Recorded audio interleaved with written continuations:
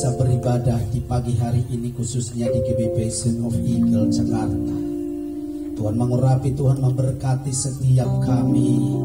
Kami mengucap syukur Tuhan, kami rasakan hadirat-Mu dan kami akan mendengar firman-Mu yang begitu berkuasa buat kami. Oleh karena itu ubahkan hati kami Tuhan, ubahkan hidup kami oleh firman-Mu yang penuh kuasa. Dan setiap kami yang mengikuti live streaming dimanapun kami berada pada saat pagi hari ini, Tuhan yang menjamah, Tuhan yang memulihkan, Tuhan yang menolong, dan firman-Mu penuh kuasa buat kehidupan kami. Terima kasih Tuhan buat kebaikan-Mu, kami siap mendengarkan firman Tuhan. Dalam nama Yesus kami berdoa, haleluya, amin. Silakan duduk Bapak Ibu saudara-saudara sekalian. Dan saya sambut saudara yang berada di rumah dan mungkin karena hujan pada saat ini tetapi ikut bersama kami dalam live streaming Facebook Elizabeth Ramirez. Saya ucapkan selamat buat saudara, dan saudara tetap kuat dalam situasi apapun. Karena saya percaya apabila kita sudah melewatinya, apabila kita sudah kuat, maka kita akan menjadi orang-orang yang menang, saudara-saudara sekalian. Nah, dari tempat ini Geraha Passion of Eagle Jakarta menyampaikan selamat kepada saudara, dan saudara tetap setia di dalam Tuhan karena hari-hari ini adalah hari-hari yang jahat. Hari-hari ini adalah hari-hari yang sulit, tetapi bersama Tuhan kita sanggup lakukan segala perkara. Nah, Bapak Ibu saudara-saudara sekalian, hari ini saya ambil tema dari khotbah yang akan disampaikan, tema hidup saleh. Hidup saleh. Hidup saleh ini saudara, hidup yang berkenan kepada Tuhan. Hidup yang selaras dengan pikiran dan maksud Tuhan. Hidup saleh di sini hidup di atas rata-rata. Kalau seseorang melakukan kebaikan biasa-biasa, maka hidup saleh itu memberikan sesuatu atau hidup dalam di atas rata-rata, saudara. Saudara sekalian, hidup saleh ini Tuhan inginkan buat kita hari-hari ini. Hidup saleh adalah hidup yang didambakan semua orang. Tetapi hari-hari ini seiring majunya zaman, hidup saleh dari seseorang sulit ditemukan.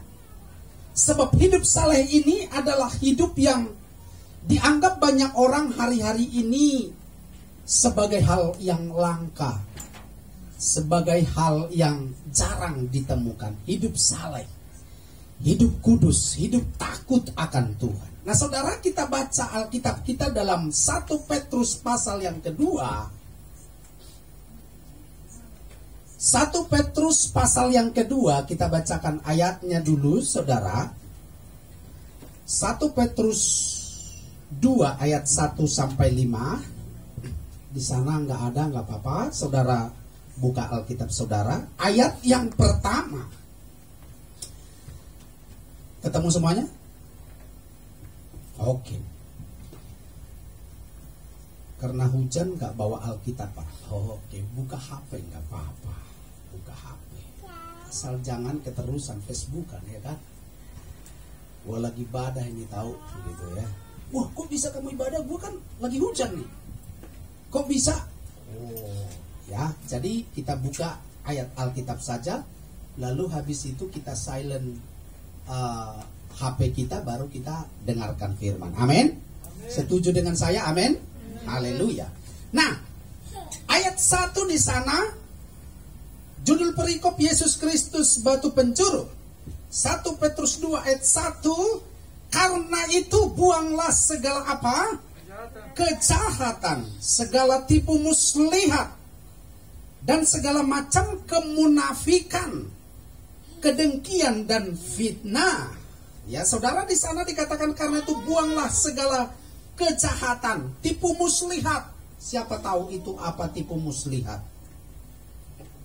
Tipu muslihat. Ya, kita dibantu dengan film-film zaman dulu, ada tipu muslihat, ya, tipu muslihat iblis. artinya penipuan yang begitu rapi, penipuan yang begitu canggih. Itu tipu muslihat, tidak ketahuan tetapi kita tertipu. Tipu muslihat dan segala macam kemunafikan. Apa itu kemunafikan? Siapa tahu itu apa kemunafikan? Atau siapa di sini tahu munafik? Atau siapa di sini yang munafik seringkali? Munafik. Apa itu munafik? Muka Nabi pikiran kotor. Muka Nabi? Pikiran kotor.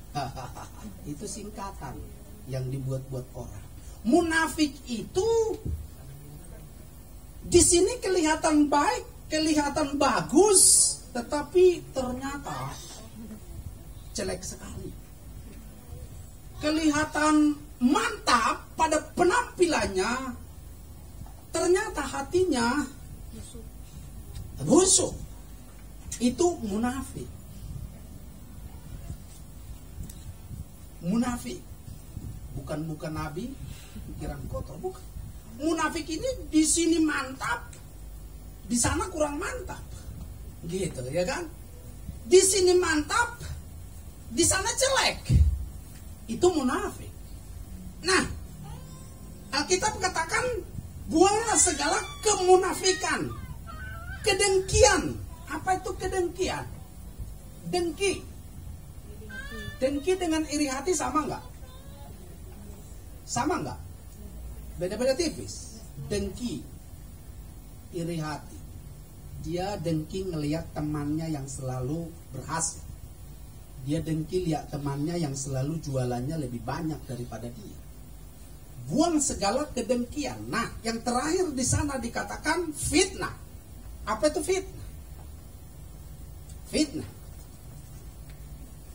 Waduh, ternyata dia fitnah aku. Ternyata dia baik-baik. Kelihatannya dia fitnah aku. Dia mengatakan sesuatu yang tidak seperti yang sebenarnya. Itu fitnah. Dia mengatakan sesuatu yang bukan sebenarnya. Itu fitnah. Apa beda fitnah dengan bohong? Halo? Gak apa-apa hujan-hujan begini bertanya banyak ditanyain. Apa beda fitnah dan bohong? Kalau fitnah apa? Kalau bohong? Iya, bohong itu artinya ketika kita ditanyakan sesuatu, kita tidak mengatakan yang sebenarnya dan niat kita memang berbohong. Beda hikmat, beda bohong. Kadang hikmat kelihatannya seperti bohong. Contoh, ada dua orang teroris datang ke sebuah rumah, dan sebelum mereka sampai, ayahnya bilang, "Nak, kalau nanti ada orang yang seram bawa senjata, ditanya bapakmu di mana, jangan bilang ada ya, bilang pergi." "Oh ya Pak, iya Pak." Bapaknya sembunyi. Ketika teroris itu datang, ditanya, "Tadi bapakmu kemana?" Kira-kira dia mau jawab ada di dalam atau pergi? Halo, jawab apa? "Ada di dalam, ngumpet tadi, kami baru ngomong." Jawab apa? Jawab pergi. Bohong dong. Itu namanya hikmat. Karena dia tidak bermaksud untuk berbohong, tapi dia bermaksud untuk melindungi ayahnya. Apa beda fitnah dengan bohong? Fitnah, dia tidak mengatakan yang sejujurnya, yang sebenarnya terhadap sesuatu atau terhadap seseorang. Fitnah itu mirip hoax, ya. Hoax itu di mana-mana sekarang. Presiden disuntik vaksin, iya kan? Saya lihat jelas videonya dari awal sampai selesai. Tiba-tiba teman kirim yang disuntik bukan itu, masih ada tetap di dalam. Saya bilang, hapus itu cepat, kamu kena cyber nanti. Hapus itu. Oh iya Pak, yuk langsung dihapus. itu fitnah atau hoax, sama kan? Itu nggak boleh. Nggak boleh. Dia tidak mengatakan yang sebenarnya. Jadi saudara, di sana Alkitab katakan buanglah segala fitnah. Dari awal tadi dikatakan segala kejahatan, katakan yes. Yes. Buang segala tipu muslihat, katakan yes. Buang segala macam kemunafikan, katakan yes. Buang segala kedengkian, katakan yes. Dan buang segala fitnah. Amin. Mulai sekarang kita tanamkan dalam diri kita, itu kita buang semua. Nah, lanjut ayat yang kedua. Dan apa saudara? Jadilah sama seperti bayi yang baru lahir, yang selalu ingin akan air susu yang murni dan yang rohani, supaya olehnya kamu bertumbuh dan beroleh keselamatan. Nah, ini saudara penting sekali. Jadilah kita seperti bayi yang baru lahir. Bayi yang baru lahir itu tidak macam-macam, saudara. Pikirannya tidak macam-macam, tidak ada neko-neko, tetapi dia mau sesuatu atau air susu yang murni, atau kalau dalam rohaninya dia mau sesuatu yang rohani. Nah, seperti kita saudara, kita harus mau sesuatu yang rohani supaya olehnya kita bertumbuh. Katakan amin. Sesuatu yang rohani, jangan sesuatu yang jahat, ya tipu sana tipu sini, yang disingkat dengan tipsani, beda-beda tipis yang disingkat dengan beti. Iya kan? Nah, saudara, hal-hal yang rohani ini sebenarnya bagus sekali terus kita bertumbuh. Waktu saya kuliah ditanya orang, kamu bukumu apa aja? Ya, karena saya sekolah teologi, buku-buku saya teologi. Yang kedua, buku saya buku-buku rohani. Kenapa? Karena saya mau sesuatu yang rohani. Kan begitu. Nah, saya belajar banyak. Ya kan, orang belum mengerti, saya ngerti. Contoh tentang penglihatan, orang nggak ngerti penglihatan. Saya baca buku-buku rohani tentang penglihatan. Di sana dijelaskan seperti apa sih penglihatan. Kenapa kadang ada seorang pendeta ketika dia adakan KKR di lapangan, kenapa dia tiba-tiba dari depan, yang baju biru, kamu ada begini, maju ke depan. Kenapa ada begitu? Orang bingung. Ini kayak dukun. Ternyata tidak, saudara. Jadi dia itu punya karunia penglihatan. Dilihat si ibu misalnya, dia itu ternyata punya masalah, dan dia panggil ke depan. Itu yang karunia yang Tuhan berikan. Saya mengerti ketika saya baca buku-buku rohani. Oh iya. Nah, ini saudara, jadi hal-hal yang rohani itu penting sekali. Amin. Itu sebabnya ibadah hari Minggu seperti ini penting, saudara, kita dengarkan hal-hal yang rohani. Jangan hal-hal yang rohana saja. Tahu yang rohana? Rohani, rohana. Tahu rohana?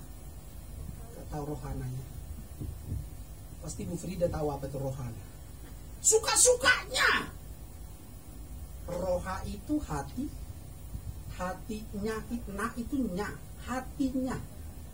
Bukan rohani, tapi rohana. Hatinya, suka-suka hatinya. Nah, jadi kita itu rindu sesuatu yang rohani. Yang ketiga, jika kamu benar-benar telah mengecap kebaikan Tuhan. Nah, pertanyaannya, apakah kita semua di sini pernah mengecap kebaikan Tuhan? Sebelah kiri, pernah mengecap kebaikan Tuhan?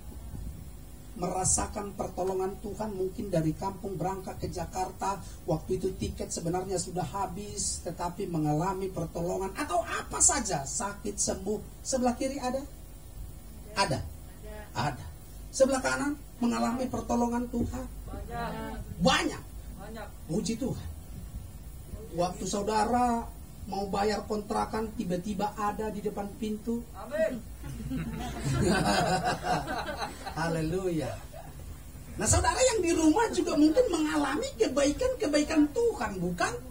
Nah, di sini dikatakan mengecap kebaikan Tuhan. Mengecap kebaikan itu, mengecap itu merasakan, saudara. Jadi kalau mengecap makanan, tes, enak makanannya. Nah, jadi kita ketika kita ngalamin kebaikan Tuhan, enak, gak kayak orang. Orang seringkali gini, apa kamu bilang kebaikan Tuhan, aku dari sejak lahir sampai sekarang aku sudah ubanan, gak pernah aku kecap kebaikan Tuhan. Lah, hidup sehat sampai hari ini aja itu sudah kebaikan Tuhan, bukan? Itu sudah kebaikan Tuhan. Nah, seringkali masalah yang kita hadapi yang begitu banyak, kita bandingkan dengan kebaikan Tuhan yang kita terima, kita fokus kepada penderitaan yang kita alami, sehingga apa? Sehingga seringkali kita bilang kita tidak mengecap kebaikan Tuhan. Siapa bilang tidak mengecap kebaikan Tuhan? Oh, hampir tiap hari. Kecaplah dan lihatlah betapa baiknya Tuhan itu. Itu sebabnya orang ciptakan lagu itu. Karena dia bilang bahwa Tuhan itu baik. Nah, selanjutnya saudara, ayat yang keempat. Dan datanglah kepadanya batu yang hidup itu, yang memang dibuang oleh manusia, tetapi yang dipilih dan dihormat di hadirat Allah. 5. Dan biarlah kamu juga dipergunakan, apa saudara? Sebagai batu hidup untuk pembangunan suatu rumah rohani, bagi suatu imamat kudus, untuk mempersembahkan persembahan rohani, karena Yesus Kristus berkenan kepada Allah. Biarlah tubuh kita ini menjadi sebuah bangunan rohani. Nah, kita lihat slide di sini. 1 Petrus 2:1 ayat 5 tadi kita sudah bahas. Nah, sebagai umat manusia yang berdosa, seharusnya kita apa saudara?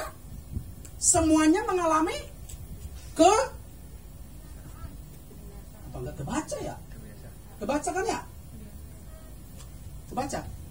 Nah, kita mengalami kebinasaan, tetapi karena kasih karunia, apa katanya saudara? Allah, maka kita menerima anugerah keselamatan secara cuma-cuma. Cuman keselamatan saudara yang bisa diterima dengan cuma-cuma. Yang lain nggak bisa diterima dengan cuma-cuma. Tapi ingat, sekalipun keselamatan kita terima dengan cuma-cuma, itu pengorbanannya besar. Pengorbanan daripada Tuhan kepada kita, pengorbanannya besar. Oleh karena itu, sekalipun itu sepertinya cuma-cuma, kita harus menghargai dengan sekuat tenaga. Amin. Kita menghargai keselamatan itu. Itulah sebabnya hidup kita sekarang bukan lagi sebagai hamba dosa lagi, melainkan sebagai hamba Allah. Apa itu hamba dosa? Hamba itu berbicara tentang apa? Hamba itu jongos, yang ditindas, yang diperlakukan semau-maunya. Berarti kalau dia hamba dosa, kita ditindas dosa, diperlakukan semau-maunya dosa. Kita terikat dengan dosa. Setiap hari kita melakukan dosa, itu hamba dosa. Tetapi Alkitab katakan kita sebagai hamba Allah. Amin. Hamba Tuhan, artinya kita itu dimiliki oleh Tuhan. Kita bergerak seperti kemauan dan kehendak Tuhan. Oh, haleluya. Katakan amin. Kita hamba Tuhan, bukan lagi hamba dosa. Pulang dari sini, tetap ingat bahwa godaan bagi kita itu banyak. Godaan untuk buat nota kosong lah, buat bon kosong lah, banyak. Untuk hilangkan jejak lah, untuk kita dibuat nota dengan beda harga lah, kelihatan kita untung lah. Banyak sekali godaan-godaan di luar sana. Amin. Apalagi yang sudah berkeluarga, itu juga ada godaannya. Kadang ada aja tante girang datang bilang, udah istrinya kan nggak tahu. Tante girang yang nggak pernah girang. Tante girang yang setiap hari mau buat orang girang. Ternyata tidak ada orang yang girang, yang ada stres. Saudara perhatikan dalam Alkitab siapa itu Yusuf. Yusuf yang dipilih Tuhan untuk boleh menyelamatkan satu bangsa melalui keturunan Yakub. Yusuf pun digoda oleh tante girang. Hanya Yusuf tidak mau girang dengan tante Potifar. Tante Potifar dia udah mau girang sendiri. Yusuf, cuman kamu sendiri kah di kamar? Yusuf. Yusuf, waduh, tante girang datang. Aku kunci pintu tante girang ternyata punya akal banyak. Bukan hari ini, besok. Dia udah tahu para karyawan yang lain sudah pergi, suaminya sebagai waktu itu orang yang terkenal di istana Firaun. Yusuf melakukan semua perlengkapan yang ada di rumah Potifar, semua dipercayakan. Urusan mobil, kalau ada mobil, waktu itu belum ada kali ya. Ada apa ya? Kuda apa namanya itu? Pedati apa? Kereta kuda. Ya, kereta kuda. Pasti ada orang terkenal. Lalu apa lagi?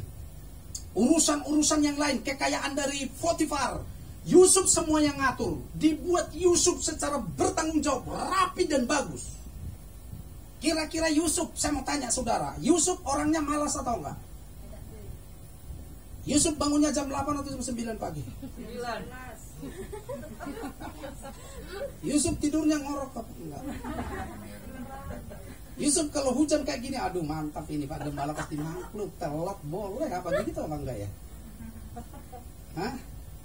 Justru karena hujan saya udah bangunin anak-anak cepat. Terlita juga semangat, bangun jam 5 pagi, mantap, dari jam 5 udah masak, selesai jam 7. Mandi. Nah, nyampe kami di sini jam 8 kurang, setengah 8. Kaget mereka. Tumben Pak Gembala udah datang. Iya datang dong. Semakin hujan semakin semangat. Amin. Yusuf zaman itu semakin hujan, dia bangunin Potifar, Pak, ke kantor Pak. Wih, Potifar bilang ini Yusuf hebat ini. Pas lagi Potifar pergi, karena dia orang penting di istana raja, datang tante girang, Yusuf. Ayah, tante girang datang. Yusuf. Yusuf stres. Tapi dia punya jawaban tidak seperti kebanyakan orang. Kalau kebanyakan orang, ya Tuhan, roh penurut tapi daging lemah. Kalau Yusuf bilang enggak, Tuhan rohku penurut, dagingku kuat. Yusuf. Tapi dia bisa lepas dari godaan dan cobaan itu. Apa yang terjadi kalau Yusuf jatuh? Apa yang terjadi kalau Yusuf waktu itu jatuh ke dalam dosa? Kita tidak tahu. Maka buyar semua rencana. Dia tidak jadi masuk ke penjara. Lalu dia tidak menjadi memiliki satu kesempatan sehingga dia ketemu sama Firaun. Kan gara-gara di penjara, makanya diceritain orang. Lalu dia menafsirkan mimpi. Yusuf, si tukang mimpi. Ternyata Yusuf berhasil masuk istana karena skill yang diberikan Tuhan. Nah, sekalipun saudara dalam keadaan menderita, tanda kutip saudara penjara sekarang, jadikan penjara itu untuk saudara masuk ke istananya Tuhan untuk dipromosikan. Katakan amin. Sesuatu yang menderita, sesuatu yang terpenjara bukan itu menjadi titik akhir dari hidupmu. Tetapi sama seperti Yusuf, jadikan itu untuk menjadi batu loncatan untuk engkau maju dan engkau bisa berbuat sesuatu buat banyak orang. Haleluya. Siapa Yusuf? Yusuf yang menolak melakukan dosa. Siapa Yusuf? Yusuf dijelaskan, saya tahu dari tetangga sebelah. Yusuf katanya ganteng banget. Lebih ganteng daripada orang-orang pada umumnya sekarang. Tapi kalau saudara mau lihat-lihat aja Pak Gembala sama Pak Manu sudah mirip-mirip dah. Gak usah jauh-jauh pusing, stres. Lihat aja kami berdua udah mirip-mirip gitu aja lah. Kan langsung bisa tidur daripada, waduh seperti apa Yusuf ya, sampai rambut keriting pulang, kan lebih susah. Amin. Jadi saudara bayangkan aja Pak Manusun, bayangkan Pak Gembala, oh gantengnya seperti itu, kan lebih cepat kita daripada Pak Gembala. Tunggu dulu, Yusuf gantengnya seperti apa? Nggak selesai nanti khotbahnya. Halo, halo, hai. Puji Tuhan, yang di rumah ketawa sama saudara. Kenapa mereka kok begitu luar biasa sambutannya terhadap khotbah, sedangkan kami di rumah kehujanan. Makanya datang ke gereja lebih enak. Amin. Haleluya. Nah, saudara, hal yang harus kita lakukan sebagai hamba Tuhan adalah hidup saleh, hidup baik. Kita hilangkan semua kemunafikan, fitnah, bahkan kedengkian, lalu kita bisa hidup saleh. Apa saja yang harus kita lakukan untuk membangun hidup saleh? Coba perhatikan yang pertama, saudara. Hidup takut akan Tuhan. Dan ini sering kita dengar, tetapi ini penting diulang. Hidup takut akan Tuhan. Ya, hidup takut akan Tuhan. Tadi dikatakan di ayat 1 tadi. 1 Petrus 2:1. Karena itu buanglah segala kejahatan, segala tipu muslihat, dan segala macam kemunafikan, kedengkian dan fitnah. Ini kalau bisa saudara kita buang, tentunya dengan perjuangan, karena daging kita dari sana ini kebiasaannya sudah ngikutin dosa, ngikutin fitnah, kejahatan, kemunafikan, kedengkian dan fitnah. Nah, kita tentunya berjuang. Sekarang kita gagal, besok kita bisa bangkit. Besoknya kita setengah gagal, besoknya berjuang lagi sehingga bangkit. Ketika kita mengalami ini asik sekali.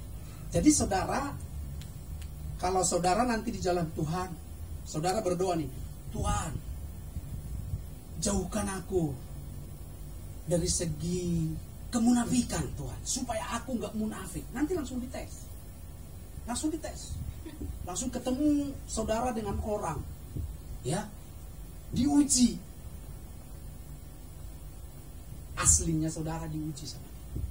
Atau Tuhan, buat aku semakin sabar dalam menghadapi hal. Di jalan raya disenggol orang. Dia bentak kita, lalu kita bilang, matamu di mana? Udah tahu mata di sini. Matamu di mana? Di sana dari tadi matanya tahu. Matamu di mana? Oh, ampuni aku. Aku gak bisa sabar. Nyampe di rumah, karena hujan deras, istri gak ikut gereja. Istri nyampe di rumah, lama banget sih, sepatu kotor juga. Aduh Tuhan. Makanya datang ke gereja. Kita di gereja itu kita enak dengar khotbah. Di rumah sih makanya tuh pakai daster dari pagi sampai malam, udah gak jelas. Kayak ibu-ibu gak jelas, udah nanti Potifar kamu. Lalu istri bilang, makanya jangan lama-lama di luar, kita juga stres di rumah. Tuhan beri aku kesabaran. Dites langsung. Tapi ketika dites, yuk kita tetap semangat dan maju. Amin. Amin. Dulu pernah masalah mengampuni, ya kan, nyanyi di gereja, mengampuni, mengampuni, mengampuni. Lalu yang kedua, mengasihi, mengasihi, mengasihi. Saudara, saya waktu itu baru lulus dari seminari, tetapi saya udah banyak bimbing orang. Banyak bimbing orang, doakan orang, kita KKR ke daerah. Saya mau wisuda waktu itu. Dan saya udah banyak bimbing orang, doakan orang. Tiap hari kerjaku cuma mendoakan orang, ke perpustakaan, baca buku, baru berdoa, baru kuliah. Itu doang kerjanya selama dia serang. Satu ketika saudara, entah kenapa ada satu orang ya bimbingan yang kita sudah bimbing 3 tahun begitu, entah kenapa dia melawan. Ya, dia melawan. Nah, ketika dia melawan begitu, hati saya terluka. Terluka. Seminggu kemudian mereka ada ngobrol-ngobrol di satu tempat. Baru persis saya keluar dari ruang doa, karena kita waktu itu bisa berjam-jam kita punya hubungan dengan Tuhan, kita berdoa. Saya lihat dia di sana. Padahal jalurnya lewat sana, iya kan? Katakanlah Hartono di situ, jalurnya lewat situ untuk pergi naik ke lantai asrama. Saya lihat dia saudara, marah di sini. Saya udah mau balik begitu, itu jelas itu. Kuat di pikiran, kuat di hati. Roh Kudus bilang, itu aja kamu gak bisa ampuni. Kamu habis berdoa loh. Waduh, berat. Ini mutar badan ini kayak 1 ton. Karena udah diputar begini mau balik, gak mau lihat mukanya. Saya gak mau lihat. Beratnya bukan main. Roh Kudus kuatkan lagi. Apa salahnya kamu mengampuni? Tapi gak bisa, Tuhan. Sakit. Saya memaksakan diri melangkah. Tak. Sampai ke depan orang itu. Saya keluarkan suara. Kalian lagi ngapain? Bagaimana kabar kalian? Baik-baik kan? Itu mengeluarkannya itu berat sekali, tapi sekaligus dengan praktek itu pengampunan itu keluar. Selesai menyambut mereka, saya pergi. Roh Kudus bilang, bisa kan? Bisa, mampu. Oh, terima kasih Tuhan. Buru-buru saya naik, waktu itu kami di lantai 3, asramanya di lantai 3. Dan dari lantai 3 kelihatan ke bawah sana mereka yang ngobrol-ngobrol. Lalu saya naik ke tempat tidur. Oh Tuhan, ternyata mengampuni seperti itu ya, gak mudah. Sakit tapi harus dilakukan. Dan setelah itu kita bisa mengampuni. Susah Pak, gak bisa ngampunin dia. Jalanin aja, ucapkan sesuatu. Masalah apa itu bukan munafik? Pak John itu kan munafik. Jalanin padahal lu gak mau lihat mukanya. Bukan. Itu bukan nabi. Bukan munafik, tapi kita praktek, belajar menyapa dia. Ternyata itu juga sekaligus. Itu karena semangatnya lo Harvard itu lo. Iya, nggak apa-apa. Itu orang kalau dengar khotbah kejedot atau apa, oh itu tambah hebat, nggak masalah. Orang jatuh di hadirat Tuhan, nggak ada apa-apa. Saya sering lihat itu. Bah, waduh, kenapa nggak kamu pegangin tadi lagi didoain? Jatuh ke lantai saudara, gini. Tapi nggak ada apa-apa, nggak gegeropak, nggak apa-apa. Tenang aja, nggak apa-apa. Itu gitu. Bukan hanya saudara yang semangat dengan khotbah, dia juga tadi saya lihat begini, cuman mamanya mungkin agak sedikit lupa gitu. Nggak apa-apa, nggak masalah itu. Amin, nggak masalah. Waduh, jadi saudara ternyata mengampuni itu seperti itu. Amin. Pulang dari sini praktek. Aku ingat ayah dan bunda di kampung kirim belanja telat, ku ampuni dia. Lalu apa lagi?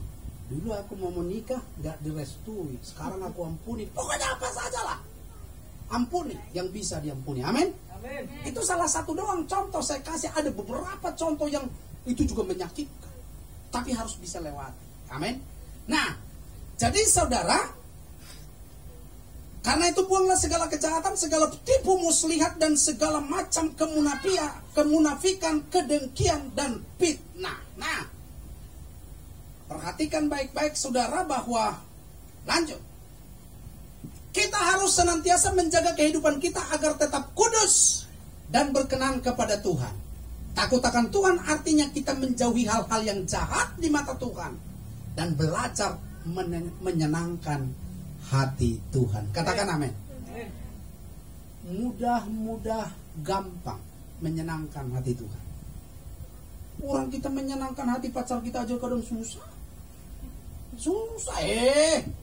Ini belum punya pacar nih senyum-senyum bahaya. Yang punya pacar tanya, emang bener ya? Iya, dikasih bakso kagak mau. Padahal tadi minta bakso, harus mie ayam. Pengeluarannya banyak loh. Itu baru pacaran. Yang udah menikah, ada masalah dikit, kurang duit dikit belanjaan, tanya Bunda Given itu. Bukan Pak Manusia, Pak Manusia tahu. Belanja kurang full, itu. Nah, jadi saudara tidak mudah menyenangkan hati Tuhan.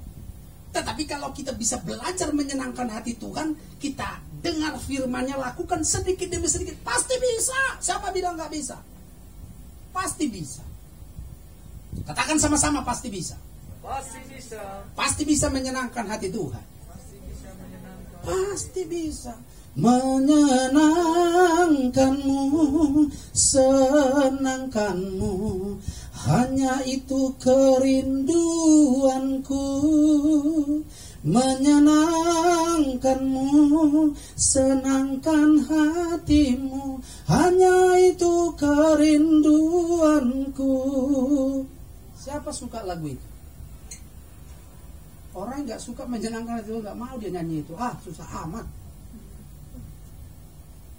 Tapi saudara, kalau kita belajar bisa menyenangkan hati Tuhan, luar biasa. Siapa Daud? Daud adalah orang yang pintar menyenangkan hati Tuhan. Siapa itu Daud? Daud tahu menyenangkan hati Tuhan, sehingga Daud dapat kasih karunia yang luar biasa dari Tuhan. Jadi kita belajar untuk menyenangkan hati Tuhan. Katakan amin. Lanjut. Percayalah, bila kita berusaha hidup menyenangkan hati Tuhan, apa dikatakan di sana?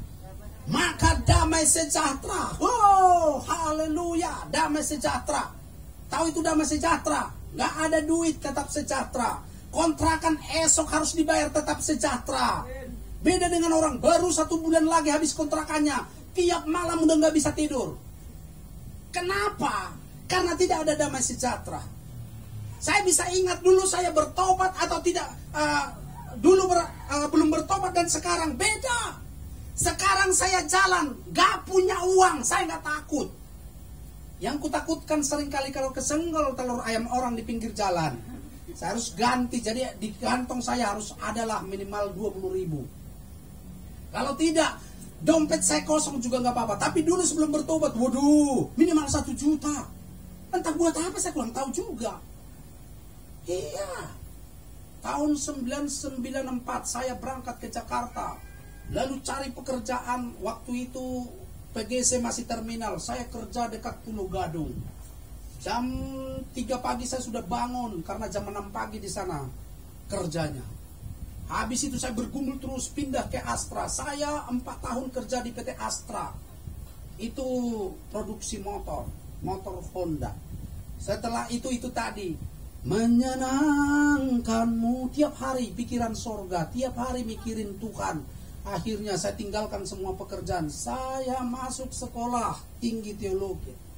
Nah, lucunya masuk STC udah lulus, ya kan? Udah melayani ke sana kemari. Ikut bisnis lagi, kerja lagi, terbalik dulu kerja tinggalin, masuk lagi. Sampai kita itu salah. Menurut Tuhan salah, karena kita salah lakukan sesuatu. Akhirnya dipanggil lagi, full lagi melayani. Saya juga nggak tahu kenapa. Kemarin saya jualan 4 bulan, habis itu saya sakit 1 bulan. Saya juga heran, apa emang nggak cocok kali ya. Beda dengan Pak Manusum, kalau dia nggak kerja dia sakit. Iya kan? Kalau dia nggak kerja sakit. Kalau saya kerja sakit. Saya heran juga, apa begini ya? Apa panggilannya beda gitu kan? Wajah kami sama Pak Manusum mirip. Seharusnya panggilannya 11-12 kan gitu kan? Nah, tapi saudara, saya percaya damai sejahtera dan sukacita surgawi akan turun ke atas kita. Amin. Nah, yang berikut, yang kedua, saudara. Bayangkan jam begini baru yang kedua. Gak apa-apa.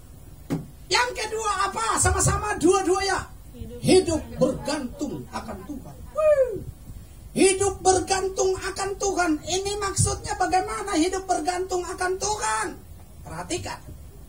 1 Petrus 2 ayat 2 tadi dikatakan begini. Dan jadilah sama seperti bayi yang baru lahir, yang selalu ingin akan air susu yang murni dan yang rohani, supaya olehnya apa? Kamu bertumbuh dan beroleh keselamatan. Bergantung kepada Tuhan. Kita bertumbuh dan kita penuh bergantung akan Tuhan. Bergantung kepada Tuhan itu artinya apapun hidupku, apapun yang terjadi, aku ini hidup karena Tuhan.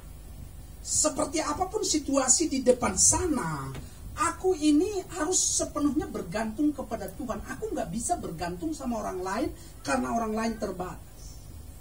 Aku tidak bisa bergantung pada situasi ekonomi sekarang karena itu terbatas. Nah ini nggak mudah. Apalagi kita sudah terbiasa dengan kondisi kita atur sendiri tanpa bergantung sepenuhnya kepada Tuhan. Selanjutnya saudara, seperti seorang bayi yang selalu bergantung pada pertolongan orang tuanya, kita pun sebagai anak-anak Tuhan seharusnya hidup bergantung kepada Tuhan. Seorang bayi dia bergantung sama orang tuanya. Seorang bayi yang umur 2, 3, 6 bulan, dia nggak bisa hidup sendiri. Pasti dia bergantung penuh sama orang tuanya. Kalau orang tuanya ganti popoknya, bergantilah popok. Kalau orang tuanya kasih makan, makanlah dia. Kalau enggak makan. Amin. Kalau orang tuanya mandikan dia, mandilah dia. Kalau enggak, dia enggak mandi. Itu sebabnya kita pun sebenarnya kita kepada Tuhan pun seperti itu. Bergantung penuh, artinya bahwa kita itu. Kalau Tuhan menghidupkan kita, hiduplah kita. Tapi kalau Tuhan tidak memperhitungkan kita karena ulah kita, bahayalah kita. Nah oleh karena itu bergantung Tuhan. Aku hanya bergantung kepada-Mu. Tuhan Engkau tahu kebutuhanku banyak setiap bulan. Uang sekolahku, uang kuliahku. Engkau tahu aku gak bisa apa-apa Tuhan. Aku kerja juga terbatas. Engkau tahu Tuhan, aku mau sesuatu terjadi dalam hidupku. Aku gak bisa terus seperti ini. Aku bergantung sama Tuhan. Sebab sama seperti bayi. Kalau Tuhan gak mandikan aku, maka aku gak mau. Kalau Tuhan gak rubah hidupku, aku tidak berubah gitu. Jadi kita mau hidup bergantung penuh sama Tuhan. Katakan sama-sama, hidup bergantung dengan Tuhan. Hidup bergantung dengan Tuhan. Luar biasa. Nah, apalagi saudara, kehidupan yang bergantung kepada Tuhan akan memberikan pertumbuhan rohani yang sehat. Itu kalau kita bergantung kepada Tuhan, maka rohani kita sehat. Selama kita mengharapkan pertolongan Tuhan, kita bergantung kepada Tuhan, rohani kita sehat. Selama kita mengandalkan diri kita, bergantung pada orang lain, kita andalkan orang tua kita yang di kampung karena masih bisa ada kiriman, kita bergantung sama orang yang kita lihat dia bisa menolong kita, kita akan kecewa. Mari bergantung pada Tuhan. Yang ketiga, yang terakhir, klik yang ketiga, hidup taat pada Tuhan. Hidup taat pada Tuhan penuh resiko. Tidak mudah, resiko. Dan kita kalau mau dekat dengan Tuhan, bertumbuh dengan Tuhan, kita yang mengalami namanya resiko ketaatan. Resiko ketaatan seringkali membuat kita hidup ini seolah abu-abu. Kita taat kepada Tuhan seringkali membuat hidup kita seolah-olah tidak pasti. 1 Petrus 2:3 dikatakan, jika kamu benar-benar telah mengecap kebaikan Tuhan. Kalau kita sudah pernah mengecap kebaikan Tuhan, maka yang ketiga inilah poin penting, yaitu taat akan Tuhan. Katakan sama-sama taat. Taat. Coba dibalik taat, apa bahasanya? Taat. Taat. Taat dibalik tetap taat. Kalau kita sudah mengecap kebaikan Tuhan, taat. Dan waktu kita taat ada tangisan air mata. Ada air mata yang mengalir. Siapa dia? Abraham. Abraham yang mengalirkan air mata. Ketika dia taat, dia keluar dari Ur Kasdim, dia ke tanah Kanaan. Bertahun-tahun dia tunggu, belum lahir Isa. Dia menangiskan air mata, Tuhan, sampai kapan engkau kasih keturunan? Sampai satu kalimat dia katakan begini. Abraham bilang begini, Tuhan, untuk apa hidupku ini? Karena yang pewaris nantinya bukan anakku sendiri. Pewaris itu adalah jongosku, hambaku, bukan anakku sendiri Tuhan. Dia menangis, dia sedih. Banyak harta, banyak ternak. Tapi siapa yang menjadi pewarisku? Dia nangis. Ketaatan membawa air mata. Ketaatan seringkali menumpahkan air mata. Bukan mata air, tapi air mata. Kalau saudara pernah menumpahkan air mata, saudara nangis. Dulu Tuhan berjanji, sebelum aku nikah, nikahilah si itu. Karena dia takut akan Tuhan. Tapi buktinya sekarang ekonomiku semakin begitu. Tuhan kau yang berjanji, engkau tangiskan air mata. Tidak jadi masalah. Tidak jadi soal. Kenapa? Karena di balik ketaatan ada air mata. Lihat, orang-orang beriman, semuanya ada air mata. Amin. Siapa Yusuf yang taat? Ada air mata. Ketika Yusuf kata, Tuhan datang lagi Tuhan. Yusuf, Tuhan matilah aku takut akan engkau. Beda dengan sekarang. Yusuf kata, tante, jangan gitu Dia lari tapi mendekat. Beda dengan Yusuf, memang lari menjauh. Kalau sekarang kita, Yusuf, tante, mendekat. Dia yang dikejar jadinya. Payah orang sekarang. Yusuf taat karena dia tahu firman Tuhan, jaga kekudusan. Yusuf, tante yang satu Tuhan, jauhkanlah makhluk yang satu ini. Hebat, doanya mantap. Tuhan jauhkan gorila yang satu ini. Beda dengan orang sekarang. Yusuf kata tante kira, Tuhan, janda kaya sekalian Tuhan. Hancur. Ini kenyataan kan? Kenyataan di luar sana nih. Pak manusia jangan pura-pura nggak tahu. Tahu itu ada di mana-mana. Tapi ketaatan Yusuf yang mengeluarkan air mata itu membuat Yusuf diberkati oleh Tuhan. Engkau harus taat sekalipun air mata tertumpah. Engkau taat ketika engkau meninggalkan dosa, nangis.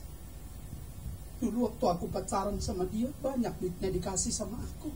Tapi sekarang ketika aku tinggalkan, karena aku selalu terjerumus dengan dosa, aku tinggalkan. Tuhan, sekarang duitku gak ada. Mau makan pun susah, tapi aku harus taat tinggalkan dia. Di balik ketaatan ada air mata, itu biasa, amin. Ketika taat, ada air mata yang tumpah. Jika kamu benar-benar telah mengecap kebaikan Tuhan, artinya kalau kamu pernah mengalami kebaikan Tuhan, berarti hidup taat akan Tuhan. Hidup seturut maunya Tuhan. Tapi dari tadi nggak ada yang foto saya ya. Kalau Pak Manusun khotbah saya fotoin, berapa fotonya? Bener, bagus-bagus. Kalau saya nggak pernah ada. Emang beda nasib orang. Ada orang memang, ya. Kalau dilihatkan secara penampilan, saudara udah bisa nilai sendiri gitu kira-kira kan ya. Seharusnya kan mana yang lebih, ya kan? Iya, itu seharusnya yang dipoto gitu kan. Oke, lanjut. Walaupun keselamatan kita tidak bergantung dari perbuatan baik. Ini tidak bergantung dari perbuatan baik. Sudah sepatutnya setelah kita mengecap kebaikan dan kasih karunia Tuhan, apa saudara? Kita membalas dengan hidup taat kepadanya. Tentunya kita baru bisa hidup taat kepada Tuhan jika kita apa? Sudah mengenal pribadinya dan mengetahui firman-Nya. Mengenal pribadi Tuhan. Tuhan itu baik. Yesus baik, Yesus baik, sungguh baik bagiku. Gimana kita bisa bilang Yesus baik kalau nggak pernah mengecap kebaikan? Siapa setuju kalimat itu? Yesus baik bagiku. Siapa setuju? Tolong angkat tangan. Berarti ini sudah mengecap kebaikan Tuhan semua. Saya nyanyikan lagu itu, aduh nangis saya saudara, aduh. Gimana pun pergumulan, gimana pun kesulitan, kalau Yesus baik. Kalau saudara berat menyanyikan ini saudara, ayo ringankan. Ada yang berat di hati saudara, berarti ringankan. Yesus baik. Kok nggak bisa selesai? Yesus tidak baik sih, nggak tolong aku. Ya mungkin itu yang ada di hati. Tetapi coba paksakan. Yesus baik, Yesus baik, Yesus baik bagiku. Tuhan bilang malaikat, tolong itu orang. Ya, daripada dia lari. Daripada dia ngambek. Haleluya. Nah saudara, bagaimana caranya supaya kita taat? Caranya adalah dengan bergaul dengan Tuhan dan membaca firman. Slide berikut. Membaca firman dan merenungkan. Ibu Gembala sampai hari ini belum bosan-bosan mengirimkan audio firman. Siapa di antara saudara yang sudah mendengar di grup Passion of Eagle? Ada yang sudah mendengar? Belum ada Ibu Gembala. Ibu Gembala minggu depan tolong dikasih HP satu-satu sebagai hadiah. Kalau itu pasti amin. Kalau itu pasti amin. Siapa juga Pak Gembala mau kalau dikasih HP. Siapa yang belum dengar tolong angkat tangannya. Belum. Di grup Passion of Eagle. Belum. Yang belum tolong dikasih HP. Siapa yang punya HP dua?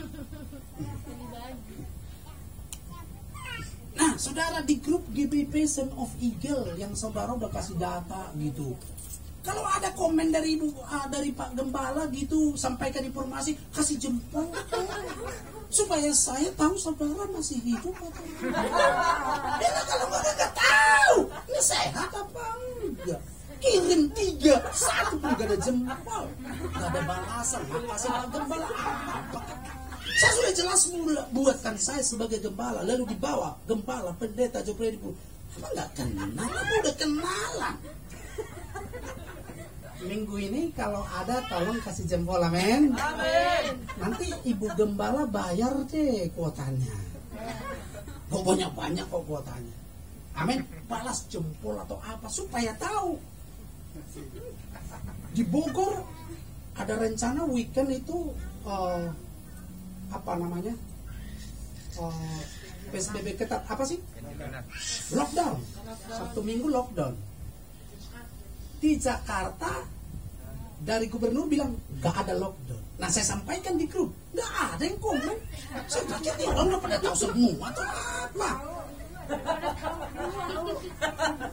Aduh, sekarang bertobat ya. Kasih jempol kayak ini. Kalau berita yang gak bagus disampaikan Pak Gembala, baru gak usah komen. Pak Gembala mah cerita itu mulu kan ini gak informasi. Karena grup GB Passion of Eagle di situ ada informasi, ada lucu, ada humor, ada renungan, apa saja. Amin, boleh? Iya, supaya asik gitu loh. GB Passion of Eagle punya visi menjadikan setiap jemaat murid Yesus yang sejati dengan passion. Apa itu passion? Hasrat, semangat bernyala-nyala. Kasih jempol aja susah. Khususnya para pelayan kasih jempol apa sama gembala. Dan berdampak bagi lingkungan. Gimana mau berdampak? Hidup sendiri. Amin.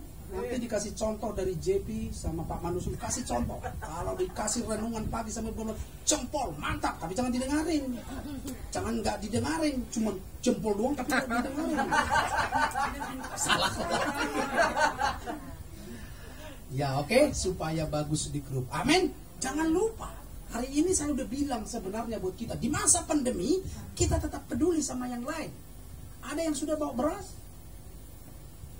Ada yang sudah bawa minyak goreng. Ya kalau ada di rumah ya jangan saudara lalu ke Alfamart lalu beli. Nggak usah. Ada yang bawa gula. Kalau ada lebih di rumah, bawa. Minggu depan dibawa sedikit demi sedikit. Nanti kita salurkan kepada sesama kita yang membutuhkan. Yang nggak keberatan dong. Lalu saudara baru gajian beli sekilo gula. Nanti bawa sini dikasih ke orang kan enak. Saudara hidup, yang lain juga hidup. Sama-sama hidup. Amin. Gitu.